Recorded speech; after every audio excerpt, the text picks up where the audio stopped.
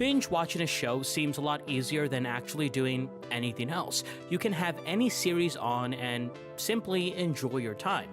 Or you could do something productive, like reading a book. But who would want to do that and subject themselves to such thing?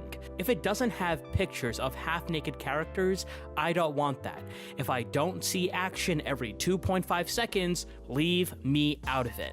Attention spans have been completely altered with the likes of TikTok and Instagram Reels, so much so that it's impossible for someone to read a book of any kind without doing something else.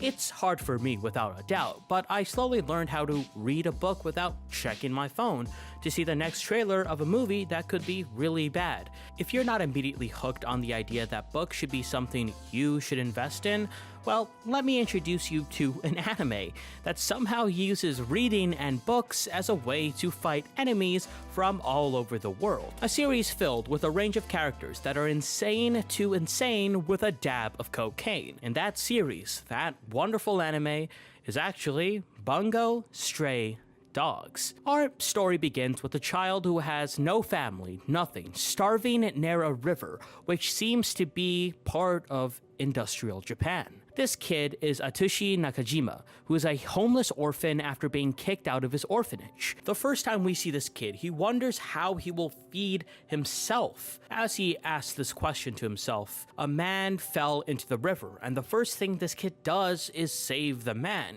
This ain't just any man. This is a detective named Osamu Dazai. If this name sounds familiar, it's because he is one of the most famous Japanese authors in recent history. He wrote No Longer Human and The Setting Sun, two amazing books that aim to commentate and critique Japanese society as well as what it means to be, well, human. As thanks for rescuing him, Dazai and his companion Doppo Kunekida agree to feed him. Doppo is also a famous author in real life. A list of all the works by each author will be in the description below, since I don't think I can properly cover all these literary works in just one video. But I will make one of those 8-hour monstrosity videos one day. Just you wait. All these characters are based on real people. Even our main character is named after an actual author, but it shouldn't come to a surprise. If you are a new viewer or a new reader of this world of Bungo Stray Dogs, these names are not just references within this story. These characters are based on the principles and essential themes of actual novels as well as the novel's author. These two, Dazai and Kunekida, are detectives and ask Atsushi if he knows about the tiger roaming the streets of Yokohama. Atsushi revealed that the tiger has been following him and appearing at night in the shadows. But one thing he doesn't realize is that this tiger is a product of his own supernatural ability. These detectives aren't cops. Rather, they are a part of the armed detective agency. In the world of Bungo Stray Dogs, there are those with gifted abilities who wield supernatural powers. Moreover, supernatural phenomena occur in this world that only this agency can properly solve. Atsushi can turn into a white tiger at will, which is a powerful ability. When Dazai figures this out, he takes note and decides to recruit him into the agency. Everyone in this agency has a special power. Dazai can nullify abilities, while Kunekida can create objects from his little notebook. Maybe he can create a heart that isn't easily broken. Also, when watching this show, I couldn't help but notice how much of a baddie Akiko is. She is a medic who can heal any wound, but she has to kill her patients before actually healing them. Nonetheless, she's an awesome character. You can find yourself loving all sorts of characters, so if you don't like the main characters, all the side characters exist for you to like. The first few episodes of this series set up the plot and rotate through the different cast of characters as we get to know them, their powers, and the kind of cases this agency takes on. While these opening episodes are mostly heavy on action and showing off the cast's ability, the real depth of the show comes a bit later. You kinda have to be patient with this series, and I know that's something not everyone can do. This season simply introduces viewers to a world where it will be slowly unraveled. It's not a bad thing for a series to go at a slow pace. It may not be One Piece level of pacing, but it certainly isn't the same pacing as series which rush things, or just fast-paced series like Chainsaw Man. The show takes time for viewers to get used to the world. There's a shift in tone from season 1 to season 2, but it's not all of a sudden. The reason why Bungo Stray Dogs has such a thriving fan base lies within something simple as the characters. The characters have different personalities and beliefs. It's easy to get lost in this world because there's so many enjoyable characters who have their own baggage and trauma. It's impossible to go in depth with all these characters because I don't think what I say truly does justice to a series like this. But like most video essays, I'll pretend like I know what I'm talking about. It makes me look smart. While the abilities are a norm in the world of Bungo Stray Dogs, the story suggests the power of an individual is caused by the environment one is born into. It comes down to who these people are. One idea questions whether these abilities shape who a person becomes, or people shape the development of their own abilities. Take the main character for example. Atsushi, one of the agency's most recent additions, has the power of Beast Beneath the Moonlight. This allows him to transform into a white tiger, either fully or partially, which ranges from a full-blown tiger to having tiger arms, which is really cool. The ability also grants him regeneration, so the question comes into play. How is he able to have this specific ability? Well, his extreme regenerative powers are capable of healing wounds and amputation almost instantly. But the reason why he has it comes from his childhood. He spent his childhood in an orphanage where he was abused physically and emotionally by those who were supposed to take care of him. It could be suggested that the tiger's regeneration powers came about as a response to trauma, so our main character can always feel safe and protected. Atsushi being an orphan is an aspect of his life he cannot control. There is this lack of understanding who this character is. Atsushi is faced with judgment and the victim of obsession. His enemies are focused on his were-tiger ability, but don't seem to want anything else. Similar to the real-life author of the same name, he was only known for one literary work, but not for the person he was. Bungo Stray Dogs wants the audience to know that Atsushi is human despite all the fantastical powers. He is a kid who is selfless and willing to risk his life to save others he may not know. While Atsushi may have subconsciously influenced their abilities through their trauma, that doesn't necessarily explain any of the other characters. Take the first two detectives that we see in Season 1, Dazai and Kunikita. They have strong personality features that may have interfered with their development of their powers. Kunikita's The Matchless Poet revolves around his small notebook. To activate his ability, he must write the item he wishes to manifest in his notebook. Whether it's because of his admiration for the book's creator or reflective of how important the notebook is to him, it represents who Kunikita is. There are pages full of his ideals, his plans, future, and philosophy. His organization and firm personality appears to have transferred over to his ability through this notebook, making it represent both Kunikita as a person and his power. Now let's look at Dazai. His past remains a mystery because we only get a few snippets of who he was like prior to the present time.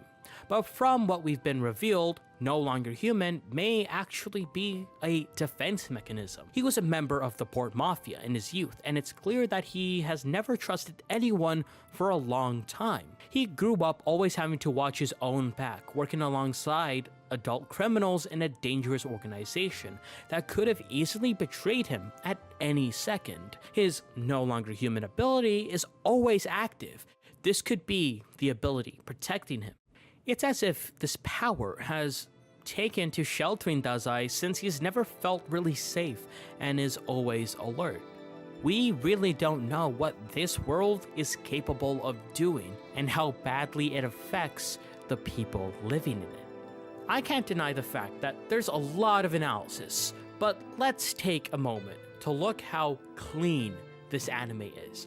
This story is supported by the brilliant and vibrant animation done by Studio Bones. Series like Mob Psycho 100 and Full Metal Alchemist are the best anime they have produced. These hardworking animators capture the tone of the series very well. There's a mix of beautiful backdrops and small attention to detail. Similar to Mob Psycho, but not nearly as good, Studio Bones knows how to animate comedy. The show presents comedy with some visual gags and cute chibi versions of the cast. But I will say this, it can get very annoying, and sometimes less comedy is better. Because this world is set in industrial Japan, the use of jazzy and noir type music fits perfectly. You can definitely listen to the soundtrack and just pretend you are a part of the world. Although season 1 does this well and sets the foundation of future seasons, I think season 2 builds off the building blocks of season 1, and season 2 is just better. Dazai's backstory and the conflict with the guild are the two most important arcs of season 2. The first few episodes of season 2 focus on the backstory of a fan-favorite character, Dazai. He isn't bogged down to his stupid amount of suicide jokes. He is intimidating, menacing, but extremely intellectual. Dazai is a fascinating character. Even at 15, he was fascinated with death and fantasies of painless suicide. This is something that is tackled in the novel called No Longer Human. There is a great sense of care when making a connection between that of anime and the real world. I had knowledge of who Dazai was since I read his works prior, so I knew and understood the fictional version of Dazai in Bungo Stray Dogs. This character gets a thrill at first from killing others, as we saw in episode 2, and after joining the Port Mafia. However, he gets more interested in living. He slowly changes and learns from this world and continues to change. And it's great to see a new side of a character that initially seemed very stupid. A new character by the name of Oda is an awesome addition. He is compelling and offers something you weren't expecting in a series that seemed a little bit way too comedic. Oda is a man who has done awful acts like murder, but he eventually stopped.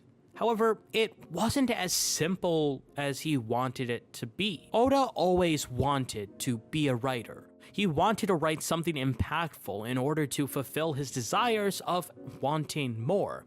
He is told that if he ever wanted to be a writer for novels, he would have to write about humans. Something changed within Oda. He realized he had to reject such harmful and dangerous beliefs in order to really fix his life. But his closest friend Dazai wasn't able to find a reason to live in a world that was littered with violence. Oda could not sit there and see his only true friend in such mental pain. His final words to Dazai were, "Be on the side that saves people. If both sides are the same, become a good man." Those words changed Dazai, his closest friend. Oda may have been a small character, but one of great importance. His purpose was to push Dazai towards a better place than he once was. Dazai now had the chance to help an orphan who felt unloved.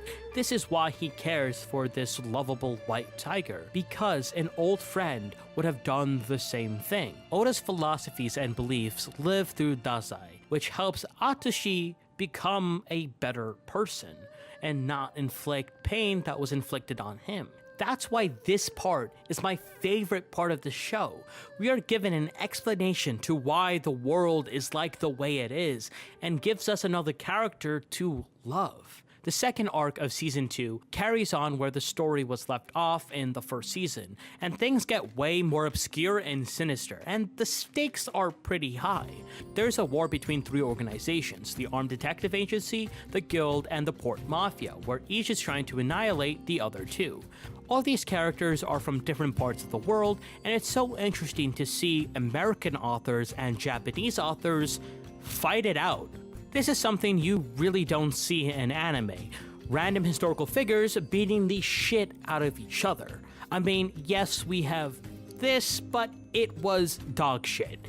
I'm sorry to the 5 fans of Record of Ragnarok. As far as Bungo Stray Dogs is concerned, world building is more grounded, but is replaced and amplified by the abilities each character has, or inventing fairly original abilities and having these characters use them in weird, random ways. Each character has really weird abilities, like Fitzgerald, who needs money and material value to have more power. Season 1 and Season 2 did a great job introducing characters from all over the world who are based off of real authors, especially someone like Lovecraft. He has this Cthulhu-like ability where he kinda just becomes this tentacle monster. Themes in the third season were also interesting and presented well. They include dedication, loyalty, the value and meaning in living, and how no faction or character in the series is entirely evil. This is a series that requires your attention because the dialogue and plot are important.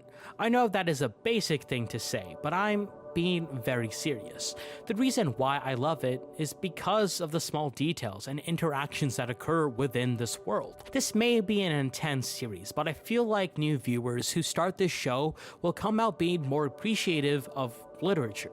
Beyond Season 1, the major antagonists are always enemies looking to harm Yokohama and shape it for their own gain. As much the framework guarantees that all three organizations will unite to protect the state, these different and consistently contentious groups share a common love for their home and desire to protect it. It's a world of black and white, but there's also a lot of gray. In a way, the story tries its best to paint a genuine portrait of coexistence in a society with a nuanced dynamic of good versus evil. The true power of this story lies within its characters, colorful backgrounds, and theatrical but hefty burdens. Having characters named after famous writers is pretty awesome because when a new character is introduced, I immediately recognize their name, especially when seeing American authors. Most of the characters have a personality trait, ability, or something in their backstory that is related to or similar to real facts about the historical author or their works. You can take the story at face value and still be left with a satisfying time, or you can expand your horizons and read the novels referenced in the show. There are many options for you that can help you understand the series so much better. You really don't find a series that gives freedom for the audience. Approach it however you want. You will still have such a great time with Bungo Stray Dogs, which is honestly awesome. Be prepared to enter a world stranger than you have ever imagined. The world of witchcraft, magic, and ritual.